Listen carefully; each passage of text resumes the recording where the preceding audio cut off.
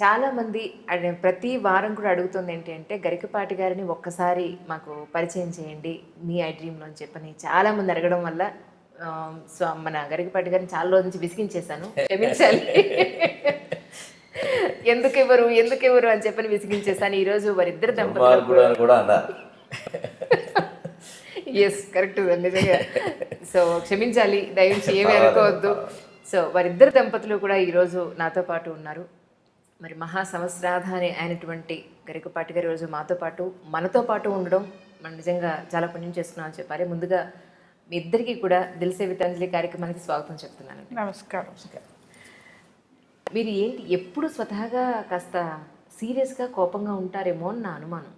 ఎందుకు మీకు అనుమానం ఎందుకు వచ్చింది? మిమ్మల్ని చూసిన వెంటనే అయ్యి బాబు ఈయనేమిటి ఎంత సీరియస్గా ఉన్నారేమిటా అని అనిపించింది నాకు.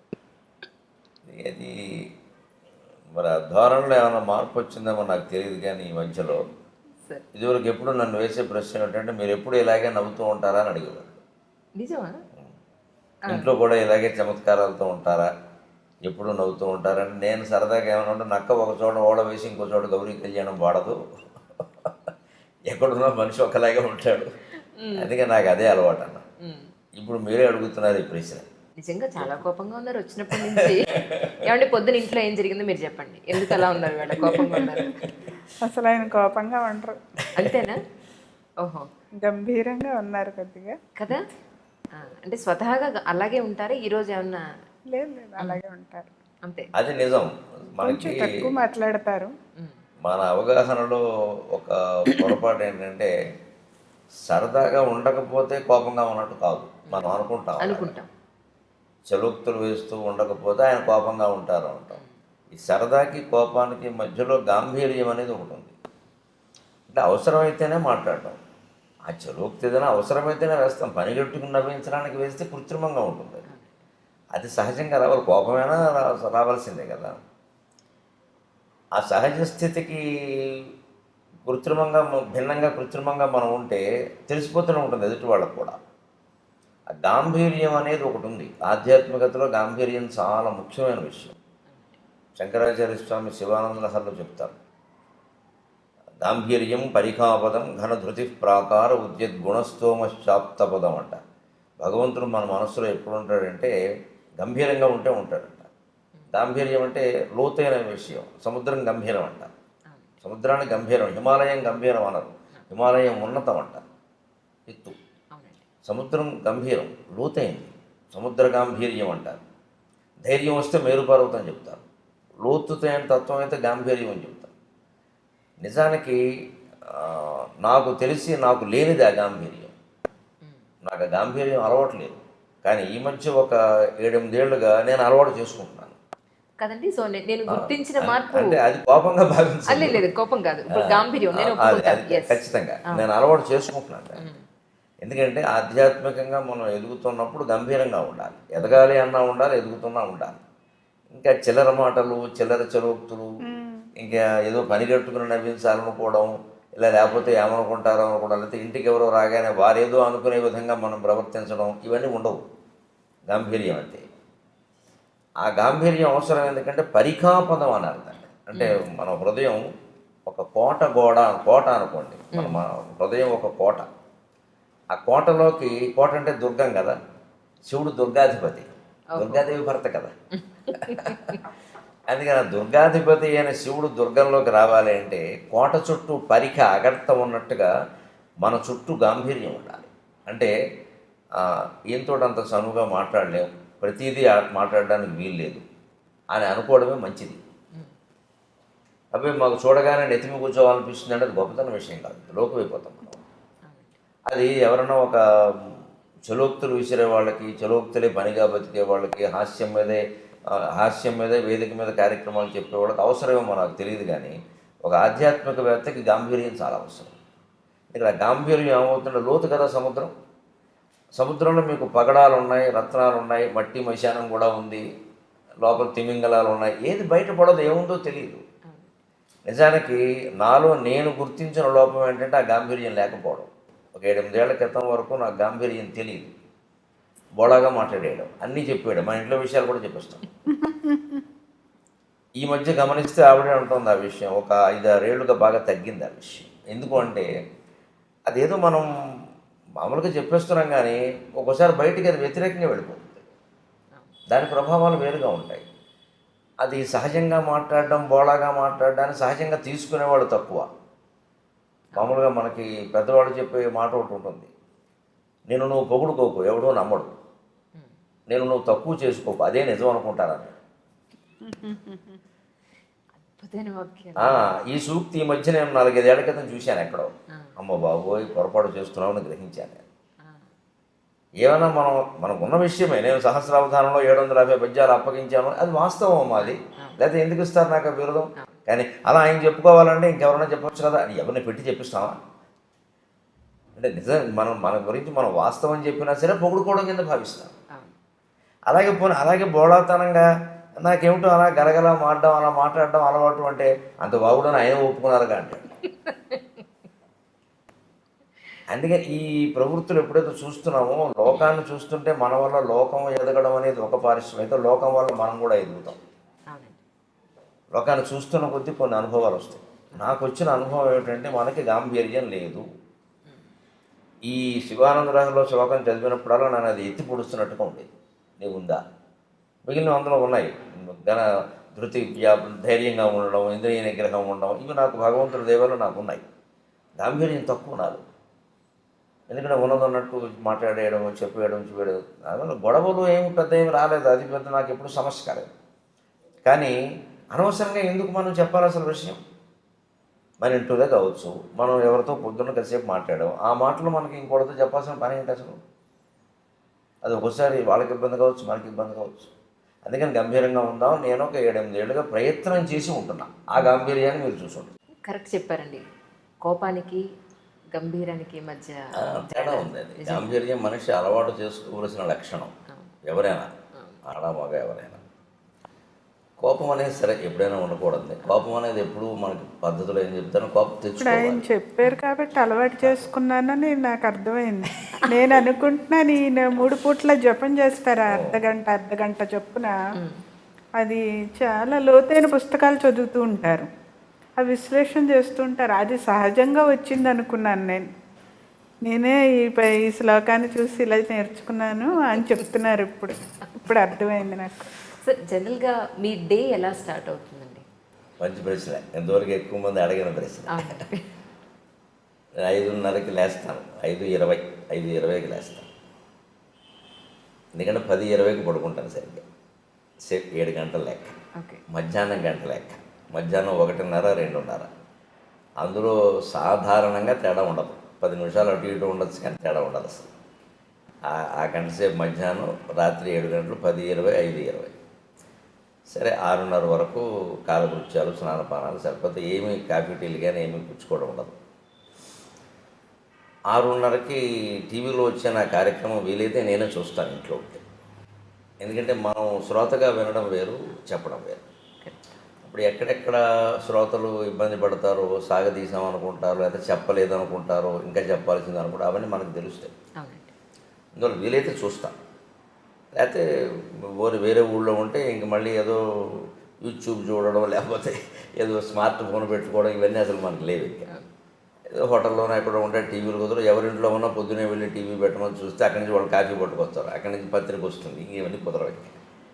ఏదో వారంలో 1-2 రోజులు కుదిరేది చూస్తాను, లేకపోతే వెంటనే నా జపానికి నేను వెళ్ళిపోతాను. సరే సహజంగా మనకి కులాచారం ప్రకారం వచ్చిన సంధ్యావందనం ఉంది, అది గాయత్రి జపం. అది అయిపోయాక 8 వరకు పూర్తిగా నా జపదపాలు, పారాయణలు ఉంటాయి. నాకు పొద్దున్న సంధ్యావందనం తర్వాత నేను చేసేది ప్రత్యేకమైన జపం ఏం లేదు, గాయత్రి జపం ఒకటే. తర్వాత ఎక్కువ పారాయణ చేస్తాను. అంటే పారాయణ అంటే మళ్ళీ ఒకటే రోజు విష్ణు సహస్రం, రోజు లలిత సహస్రం ఇలా నియమంగా చదవడం కాదు, గ్రంథ పఠనం అనాలి దాన్ని. పారాయణ అనడానికి లేదు. గంటలో 6 పుస్తకాలు చదువుతాను. ఒకటి శివపరమైంది, ఒకటి విష్ణుపరమైంది, ఒకటి అమ్మవారి పరమైంది. మన హిందూ ధర్మంలో వీళ్ళు ప్రధాన దేవతలు ఈ 3. ఇంకొకటి ప్రత్యేకం 10 నిమిషాలు శంకర సాహిత్యం, శంకరాచార్య సాహిత్యం. తెనాలి సాధనా గ్రంథ మండలి వాడు 21 పుస్తకాలు వేశాను. భగవంతుడి దేవల్ల ఆ 10 నిమిషాల సమయం పెట్టుకోవడం వల్ల నేను సుమారుగా హైదరాబాద్ వచ్చాక మొదలుపెట్టిన ఆ సాహిత్యాన్ని 8 ఏళ్లలో 21 పుస్తకాలు పూర్తి చేశాను. ఒక్కొక్కటి 400 పేజీలు ఉందే పుస్తకం. అమ్మ బాబోయ్. ఒక్కొక్కటి 400 పేజీలు ఉంటుంది. ఓ. రోజుకి 10 నిమిషాలు మాత్రమే కేటాయించి నేను 8 ఏళ్లలో 21 ఇంటూ 400 అన్ని పేజీలు పూర్తి చేశాను. Okay okay. అలాగే శంకర సత్యేంద్ర యోగ వాసిష్టం నాకు బాగా ఇష్టమైన గ్రంథం. నాకు పూర్తి నిశ్చింతైన జీవితాన్ని ప్రసాదించిన గ్రంథం నిజంగా. వాల్మీకి మహర్షికి, వశిష్ఠ మహర్షికి నేను రుణపడి ఉన్నాను నిజంగా. దాన్ని రచించింది వాల్మీకి, చెప్పింది వశిష్ఠుడు. అది నా మీద ప్రభావం చూపించినంతగా మరి ఏ గ్రంథం చూపించలేదు. నా జీవితం కూడా నా మీద అంత ప్రభావం చూపించలేదు, ఆ గ్రంథం అంత చూపించింది. దాని గురించి నేను చిన్నతనంలో విన్నది ఏమిటంటే, ఈ చదివినవాడు పిచ్చాడు అయిపోతాడు, లేదా మహాజ్ఞాని అవుతాడు. అయితే మహాజ్ఞాని అవుతాడు, లేదా పిచ్చివాడు అయిపోతాడు. మా ఊళ్ళోనే అటువంటి పుస్తకం చదివి పిచ్చాడు అయిన వాడు మేము చూసాం. ఈయన ఎందుకు ఇలా పిచ్చాడు అయ్యాడని మా అమ్మని అడిగితే, ఫలానా గ్రంథం చదివి ఇలా అయ్యాడు అని చెప్పింది. ఏముంది అసలు ఆ గ్రంథంలో మీరు చదివాను? మొత్తం జగన్ మిథ్య అని ఉంటుంది. బ్రహ్మసత్యం జగన్ మిథ్య, శంకరాచార్య చెప్పిన సిద్ధాంతం వేదంలో ఉన్నదే. కానీ చాలా పచ్చికి నిజాలతో, మనం మొహం బద్దలైపోయే నిజాలతో చెప్తాడు. ఇది నువ్వు ఒప్పుకోకపోవచ్చు కానీ సత్యం అంటాడు అంతే. అందరూ చదవచ్చు అంటారా? అందరూ చదవచ్చు, కానీ అంటే దానికి తగిన పరిపక్వత ఉండాలి. ఇప్పుడు ఆ పరిపక్వత లేకుండా చదివితే పిచ్చాళ్ళు అవుతారు. మా ఊళ్ళో నాయుడు అని ఒక ఆయన ఉండేవాడు. ఆయన ఇలా పాపం తిరుగుతూ ఏదో ఆయనలో పద్యాలు పాడుకుని మాటలు పాడుకునేవాడు. అతను అందరూ పిచ్చివాడు అనేవారు. మా అమ్మని ఏమిటమ్మా అతను అంటానంటే, అతను 2 పుస్తకాలు చెప్తారా యోగ వాసిష్టం అంటే, అదొకటేను సీతారామాంజనేయ సంవాదం అని ఒకటి ఉంది తెలుగులో. పరశురామ పంతులు లింగమూర్తి గురుమూర్తి గారు రచించాడు. అంటే సీతాదేవి హనుమంతుడు కలిసి రామతత్వం గురించి చర్చిస్తారు. సీత చెబుతూ ఉంటుంది, హనుమంతుడు వింటూ ఉంటాడు, ప్రశ్నిస్తూ ఉంటాడు. ఈ 2 చదవడం వల్ల వాడు ఎలా అయ్యాడని అంటున్నాడు రా అన్నారు. నాకు అప్పటి నుంచి ఆ 2 చదవాలని పట్టుదల. చదవలేదు ఇంకా మీరు అవి? 2 పూర్తి చేసి 2 చదివాను, అయినా కాలేదు. అదేంటున్నాను మరి. అయ్యానో లేదా ఆవిడ చెప్పాలి. ఇప్పుడు నేను కాలేదని నాకు లేదండి, మీరు పిచ్చాడనంటే నేను చేయగలిగిందండి. ఆవిడ చెప్పిందే నిజం. మన గురించి మనం ఏమనుకుంటాం అన్నదానికంటే ఎదుటి వాళ్ళు ఏమనుకుంటారు. పోనీ ఎదుటి వాళ్ళు అంటే ఇప్పుడు మీ పోటుగాడు ఎప్పుడో పరిచయం అవుతారు. ఆవిడ ఇచ్చి కాపురం చేస్తుంది. లేదంటే నేను ఖాయంగా పిచ్చిపోవడానికి ఆవిడంటే నేను మాట్లాడడానికి వెళ్ళలేదు నేను. అదే నిజం. కానీ కాలేదు. ఏమంటారమ్మా మీరు? సార్ మీ మీదే వదిలేరు. ఆవిడ ఏమంటుందో నాకు తెలియదు, కానీ నేను ఎలాంటప్పుడు జోక్ వేస్తాను సహజంగా. నన్ను పిచ్చాడని ఆవిడ అందనుకోండి, కాకపోతే నేను ఎందుకు చేసుకుంటానంట అయిపోయా. కాబట్టి నన్ను చేసుకున్నారు, మంచివాడు అయితే నేను ఎందుకు చేసుకుంటా, ఇంకేముంది, గొడవ లేదు అంతే. అది ఆ ప్రభావం అలా ఉంటే నాకు అప్పటి నుంచి చదవాలని పట్టుదల. ఈ సీతారామాంజనేయ సంవాదం అనేది నేను అప్పుడే చదివా, 18 ఏళ్ళ వయసులోనే చదివా, తెప్పించుకుని చదివా, ఏం కాలేదు. కానీ గొప్ప సందిగ్ధావస్థలో పడింది మనసు. ఏదో అపూర్వమైన సత్యం ఉంది, మన స్థాయికి మనకు అర్థం కావట్లేదు జగత్తు గురించి. అదే మనం ఇంకా చదవాలి. ఈ అండంలో ఏమైందంటే, మనస్సు హేతుబద్ధత లేనిది మనం అంగీకరించొద్దు అనే నియమానికి వచ్చేసింది, ఆ ఆలోచనకు వచ్చేసింది. అందుకే 18 ఏళ్ల ప్రాయంలో నేను నాస్తిక్ గ్రంథాలు, కమ్యూనిస్ట్ గ్రంథాలు కూడా చదివాను. క్యాపిటల్ చదివాను, రంగనాయకమ్మ గారి పుస్తకాలు చదివాను, శ్రీశ్రీ రచనలు చదివాను, చలం పుస్తకాలు చదివాను, విస్తృతంగా చదివాను. ఇంకా చదవడం అంటే అప్పటికి ఇప్పటికీ ఒకటే అలవాటు, పట్టుకోవడం. ఇంకా అయితే అప్పటికి ఇప్పుడు తేడా ఏంటంటే, అప్పుడు ఒక పుస్తకం పట్టుకుంటే అదే చదువుతూ ఉండేవాడిని. ఇప్పుడు అలా కాకుండా నా మనస్సు నేను నిగ్రహించుకుని ఏ పుస్తకం అరగంట మించి చదవను, నా ప్రణాళిక నాకు. అక్కడ మనసు ఆపుకుని, అది ఎంత రసవత్తరంగా ఉన్నా సరే అక్కడ ఆపు, లేదా ఎంత విసుగొస్తున్నా సరే, అది చదవాలి అనుకుంటే చదవాల్సిందే, విసుగు వచ్చినా సరే. అది ఎంత రసవత్తరంగా ఉన్నా ఆపేయాలంటే ఆపేయాల్సిందే. మన మనసు మీద మనకు నియంత్రణ లేకపోతే ప్రపంచంలో ఏం చేయాలి? వీళ్ళ ప్రపంచంలో అనేక సంక్షోభాలకు అదే కారణం. వ్యక్తి జీవితం పాడవడానికైనా, మొత్తం ప్రపంచ యుద్ధాలకైనా మనస్సు మీద నియంత్రణ లేకపోవడమే కారణం. ఆ నియంత్రణ నాకు శివానంద లహరి చదివే కలిగింది. అందుకే నాకు శివానంద లహరి చాలా నా జీవితాన్ని మొత్తం ఇలా మార్చేసిందని చెప్పచ్చు.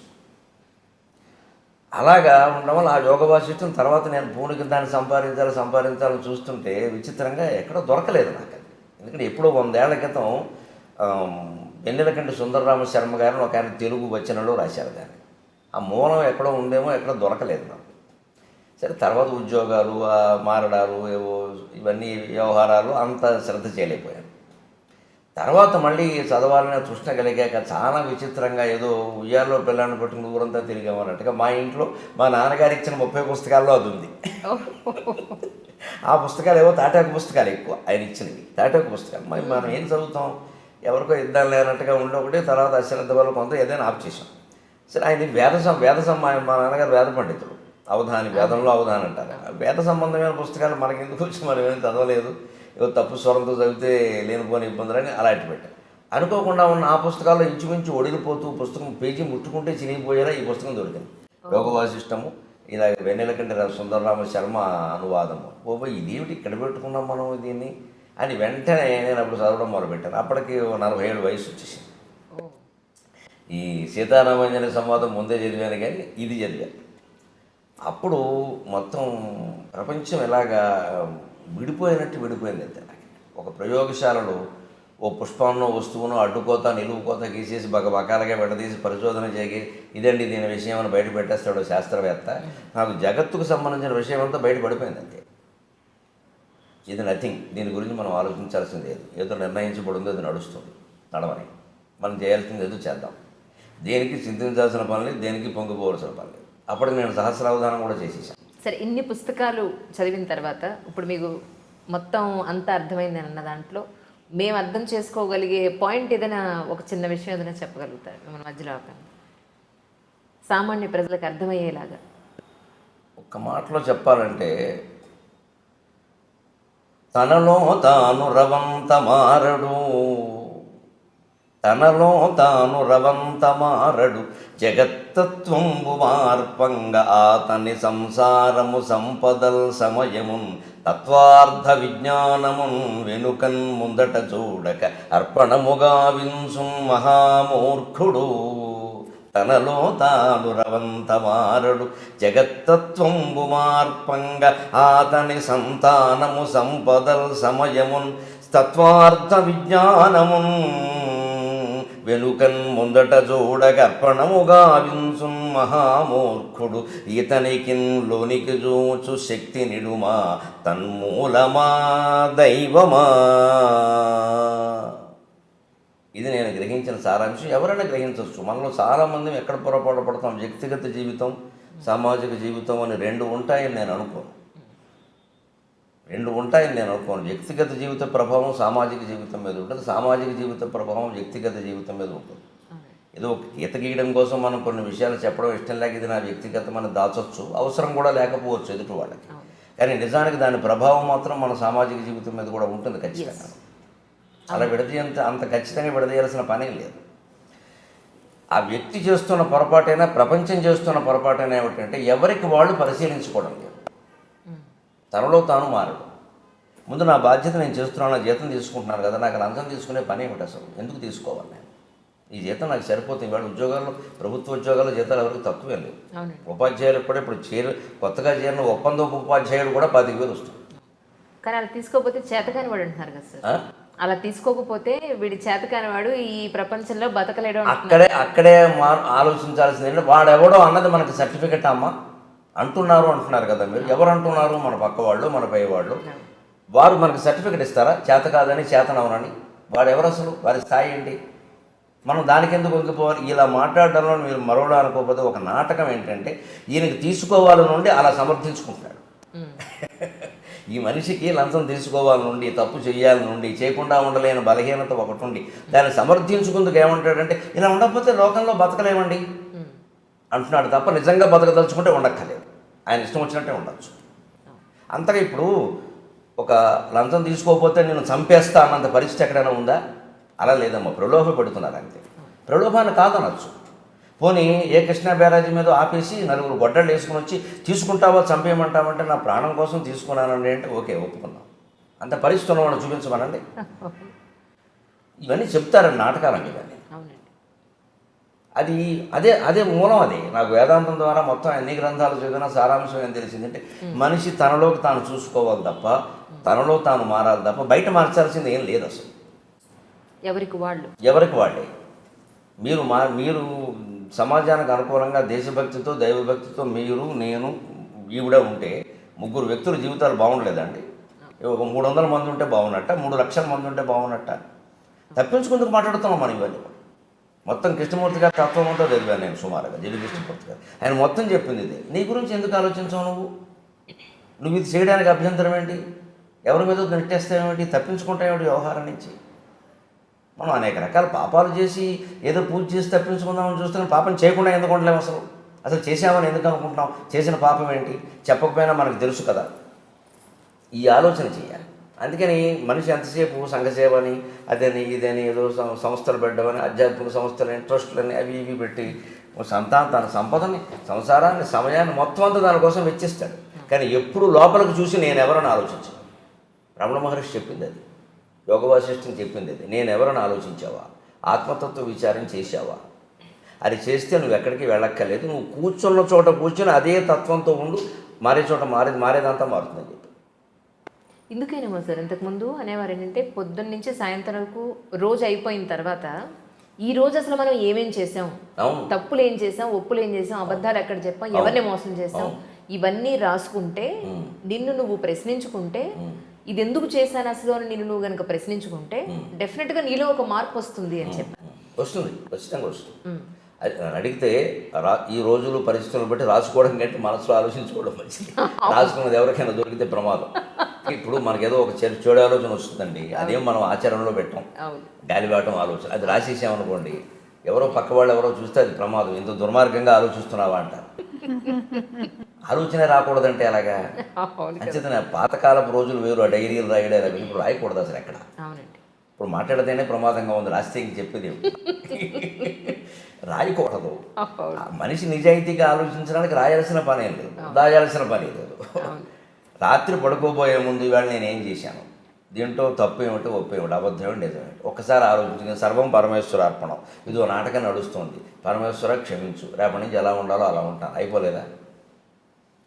అలాంటిది నాకు ఆ పుస్తకాల పఠనం వల్ల ఏర్పడింది, యోగ వాసిష్టం సహా. అలాగే 8:30కి నాకు పొద్దున్న దినచర్య అనుకున్నాం కదా, 8:15కి అయిపోగానే అప్పుడు కాఫీ. అప్పటికి ఈవిడ అంటూనే ఉంటుంది పాపం, రోజు మాకు మీకంటే ముందు తాగుతున్నాను ఇదో పాపం ఉంటుంది. నేను దానికి ఒక పరిష్కారం చెప్పాను, మళ్ళీ భర్తతో రెండోసారి తాగితే ఆ పాపం పోతుందని చెప్పాను. అదే నవ్వుకుంటాం మేము సరదాగా. అంతే, ఏమయ్యా రెండోసారి తాగా ఆ పాపం పోదు, ఇదో శాస్త్రానికి ఏముంది, కావాలంటే శ్లోకాన్ని నేను రాస్తానని చెప్తాను. సరదాగా ఏముందమ్మా, 8:30కి ఇద్దరం కూర్చొని కాఫీ తాగుతాం, కాసేపటికి అల్పాహారం సిద్ధం చేస్తాం, అది తినేస్తాం. 9ంటికి సరిగ్గా నేను దినపత్రిక పట్టుకుని కూర్చుంటాను. 9 నుంచి 10 ఒక దినపత్రిక ఇంటికి వస్తుంది, ఖచ్చితంగా పట్టుకు కూర్చుంటాం. ఆ పత్రికలో అంతకుమించి మాత్రం చదవక్కర్లేదు. ఇంకా ఒకసారి ఒక 10 నిమిషాల ముందే అయిపోతుంది. అవి చదువుతాను. ఏదైనా మనకి గ్రహించాల్సింది ఉంటే గ్రహించాలి, లేదా ఒకవేళ చెప్పాలి సభలో కానీ ఇంకో టీవీలో కానీ చెప్పాలంటే తప్పనిసరి అయితే చెప్పడం, లేకపోతే వదిలేడు. ఇదివరకు కూడా ఏదో విశేషమైన వార్తలు చెబుదాం, అలాగా సంచలనం అన్నట్టుగా మనస్సు ఆలోచించేది. కానీ ఆధ్యాత్మిక పరిపక్వత కారణంగా ఈ మధ్య నా మనసు ఆ సంచలనాల గురించి ఆలోచించట్లేదు అసలు. అది పూర్తిగా 100% అవసరం, ఉపయోగపడుతుందంటే చెబుదాం, లేదా వద్దు.